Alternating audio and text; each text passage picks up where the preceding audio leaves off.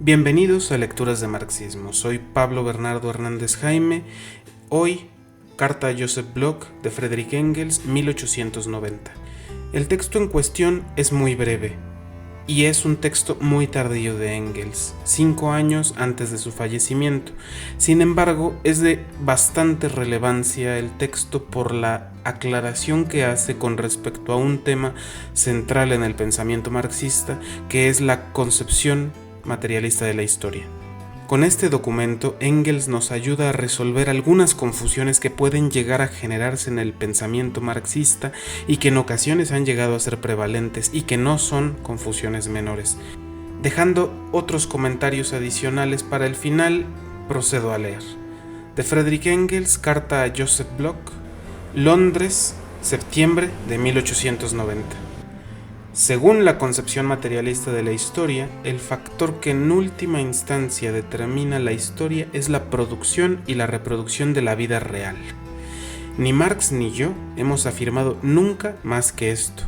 Si alguien lo tergiversa diciendo que el factor económico es el único determinante, convertirá aquella tesis en una frase vacua, abstracta y absurda.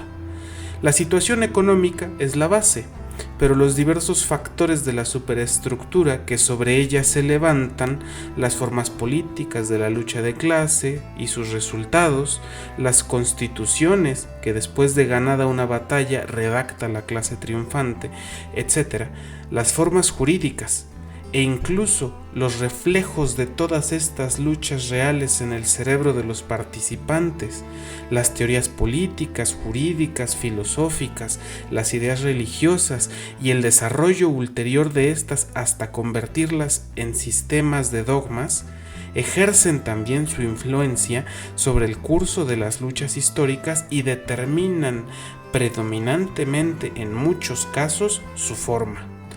Es un juego mutuo de acciones y reacciones entre todos estos factores en el que, a través de toda la muchedumbre infinita de casualidades, es decir, de cosas y acontecimientos cuya trabazón interna es tan remota o tan difícil de probar que podemos considerarla como inexistente o no hacer caso de ella, acaba siempre imponiéndose como necesidad del movimiento económico. De otro modo, aplicar la teoría a una época histórica cualquiera sería más fácil que resolver una simple ecuación de primer grado. Somos nosotros mismos quienes hacemos nuestra historia, pero la hacemos en primer lugar con arreglo a premisas y condiciones muy concretas.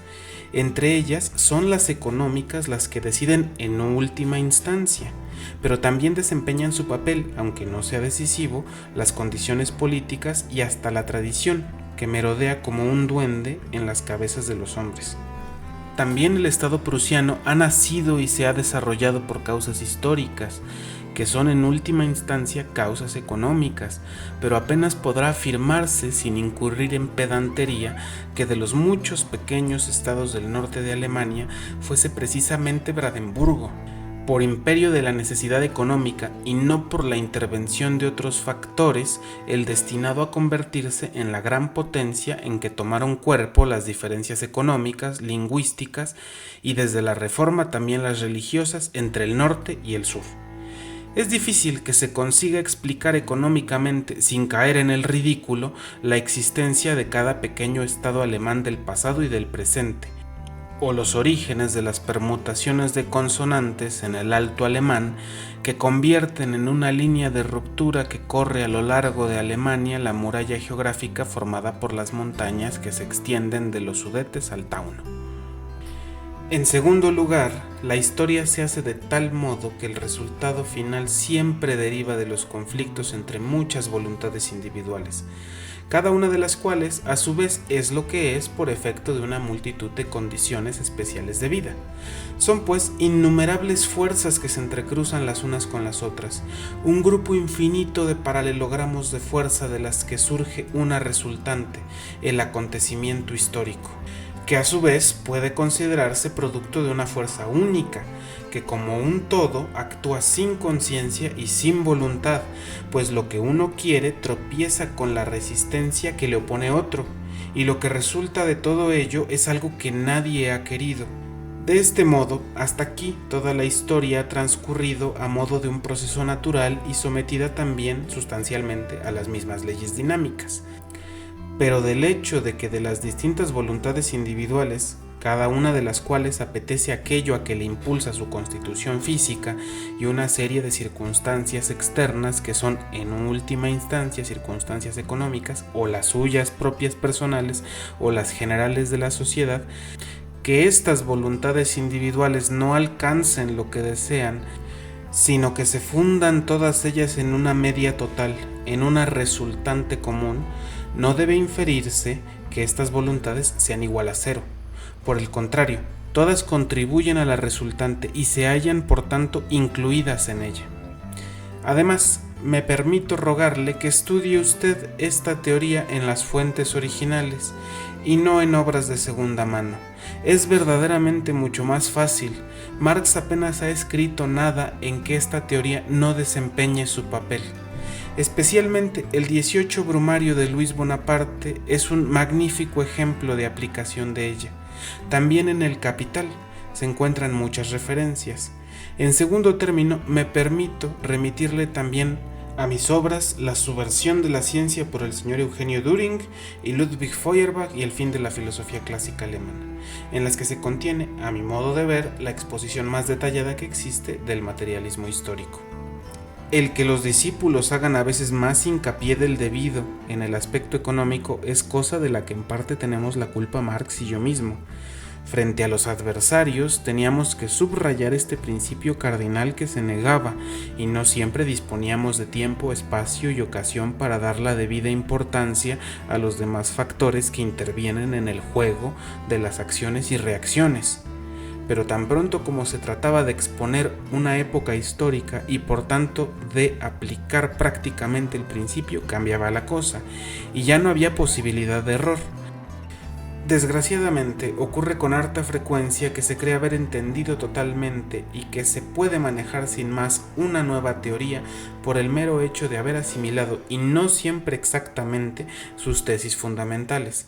De este reproche no se hallan exentos muchos de los nuevos marxistas, y así se explican muchas de las cosas peregrinas que han aportado. Ahí termina la carta.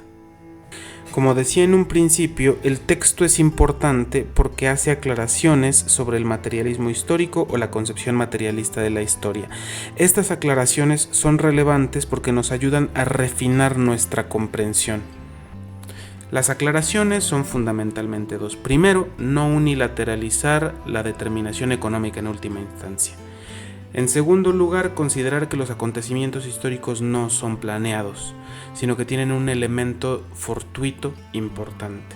Sobre lo primero, no unilateralizar el factor económico en última instancia, Engels nos advierte: consideremos que hay muchos otros factores, que en realidad el análisis es bastante más complejo y que la determinación económica se impone como tendencia. Muchas veces no lo hace de manera directa y puntual sobre los fenómenos, sino solo marcando una tendencia histórica. Sobre el otro aspecto, sobre la otra advertencia, Engels nos dice: ojo, las acciones de las personas, por más poder que tengan, por más capacidad de influir en la realidad y en las otras personas, por más capacidad de controlar su entorno y sus circunstancias, esas personas siempre van a encontrar a otros grupos de personas que se les opongan en alguna medida con sus acciones. Y esa oposición de acciones recíprocas lo que termina generando es que al final surjan de los acontecimientos consecuencias no esperadas a nivel social. En esa medida, el juego de interacciones sociales lo que hace es que el acontecimiento en su concretud, en todas sus determinaciones, se manifieste como el resultado no de una voluntad y no de la voluntad de un grupo, sino como resultado del conjunto de todas las fuerzas sociales, que es, a final de cuentas, algo que nadie pudo prever, al menos no por completo. Bueno, yo hasta aquí dejo este breve recuento. Esta fue la lectura de Engels, carta a Joseph Bloch, 1890. Soy Pablo Bernardo Hernández Jaime, esto fue Lecturas de Marxismo y nos vemos en una próxima emisión.